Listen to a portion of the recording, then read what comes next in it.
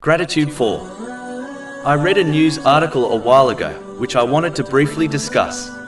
It reported on the coronavirus and the physical restrictions associated with it, such as not leaving one's house unnecessarily.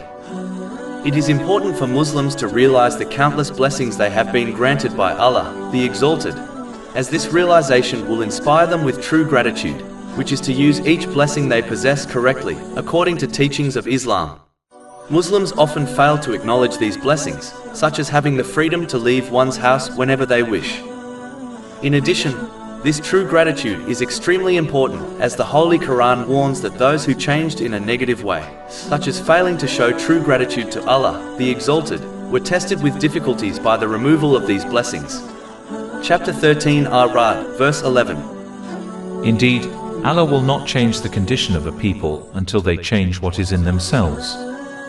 For example, it is obvious to anyone who observes most mosques during the obligatory congregational prayers that the vast majority of local Muslims do not attend them. Attending the mosques is the very essence of showing gratitude for being granted a mosque by Allah, the Exalted. But as many Muslims failed to show this true gratitude, Allah, the Exalted, changed the situation by closing them through this virus outbreak. Muslims should therefore regularly assess the blessings they possess, so that they show true gratitude to Allah, the Exalted, by using them according to His pleasure and commands. This will cause things to change in a positive way, and increase the blessings they are granted. Chapter 14 Ibrahim, verse 7. And remember when your Lord proclaimed, "If you are grateful, I will surely increase you in favor." In addition, these social restrictions should also remind Muslims to make use of the blessings they possess, which normally pass away with time, such as good health and time.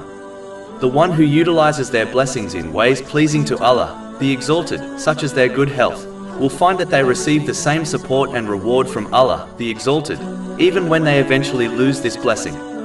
This has been advised in a narration found in Imam Bukhari's Adab al-Mufrad, number 500. But those who fail to utilize their blessings correctly will lose out on gaining reward while they possess them, and when they eventually lose them. This is a manifest loss. Over 400 free ebooks, audiobooks, infographics, podcasts and blogs available on our website, www.shakepod.com.